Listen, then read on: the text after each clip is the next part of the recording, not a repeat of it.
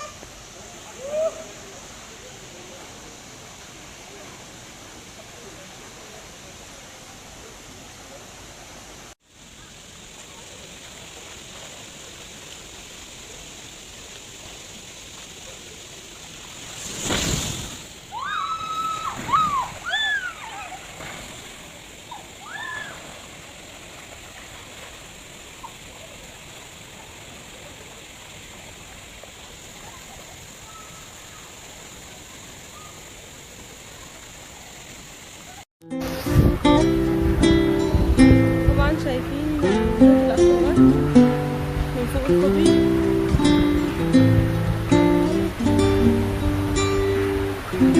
ضخمة وكبيرة.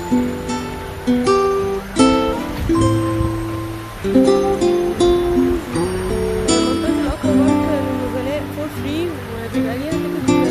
حد عايز يدخل الأكوابارك بيبقى فيه تشارج.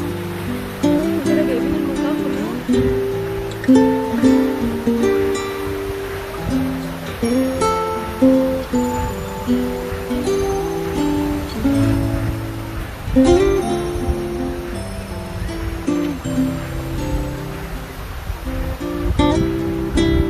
ألعاب ممتعة وشيقة جدا. الناس اللي بتحب الألعاب المائية والأكوابارك. واو، تجربة حلوة.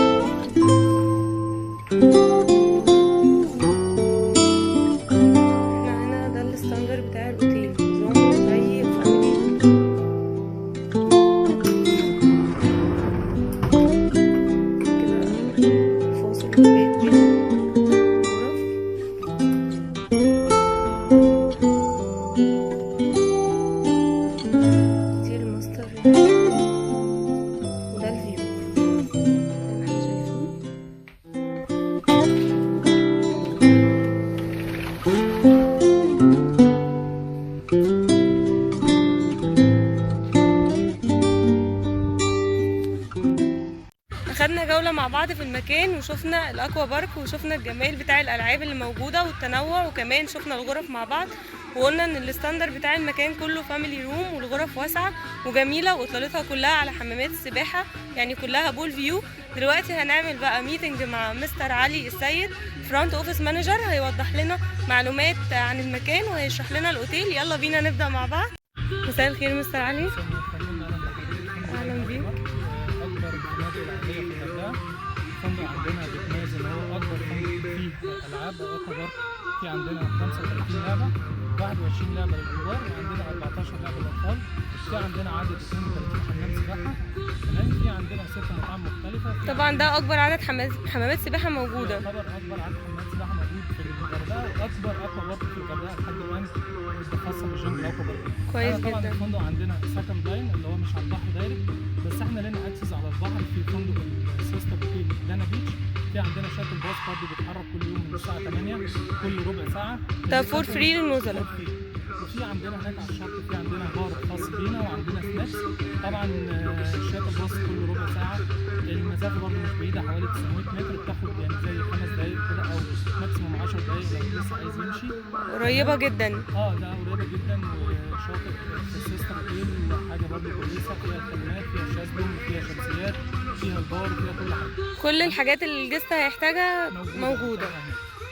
عندنا طبعا 6 مطاعم مختلفة. عندنا مطعم ميديترينيان بحر المتوسط، عندنا مطعم طاجين ده بيقدم أكل مغربي وأورينتال، عندنا في المطعم اللي هو المطعم اليوناني، عندنا مطعم لومارشي. المطعم لومارشي ده بيقدم أكلات بحرية في العشاء، عندنا مطعم صيني وهندي ده شغال برضو أكلات صينية اللي هو الايشن فود، وعندنا مطعم ايطالي كمان، بلس ان احنا عندنا مطعم خاص بالسناكس اسمه على الشاطئ.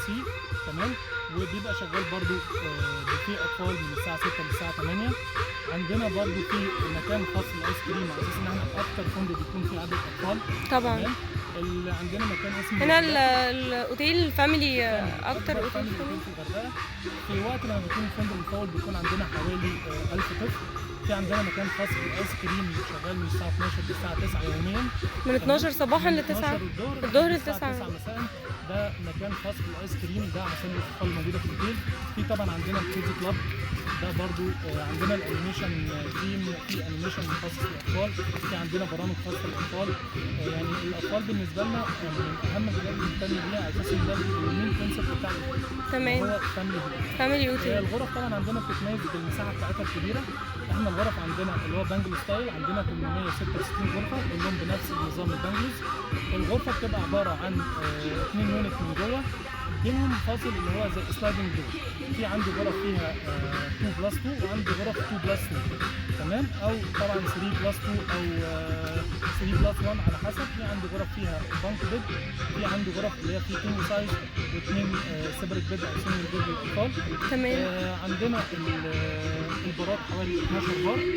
عندي عدد كبير من البارات. ده شغال 24 ساعه تمام. 24 ساعه يا جماعه في اللوبي بار زي ما سمعنا. شغال 24 ساعه. عندي بقيه البارات، في بارات بتبدا من الساعه 10 للساعه 5 اللي هي في الاوبن اريا زي حمامات السباحه والبار الموجود في منطقه الاكوا بارك. عندي في بارات ثانيه شغاله لحد الساعه 9 لحد الساعه 12 مساء. عندي في برضه بار اللي هو شغال لحد الساعه 2 بالليل. ده طبعا لما كان في ديسكو كان شغال ازمات كلاب، كان شغال برضه درينكات فري فيه برضه لحد الساعه 2 بالليل. تمام. عندنا بالنسبه للواي فاي عندنا واي فاي فري في كل انحاء الاوتيل، كل مكان في الاوتيل. دي موجوده في كل فنادق الباتروس بالظبط. وعندنا طبعا احنا برضه حابين نقول ان احنا تبع مجموعه بيت الباتروس، هي برضه من اكبر المجموعات الموجوده في الغردقه.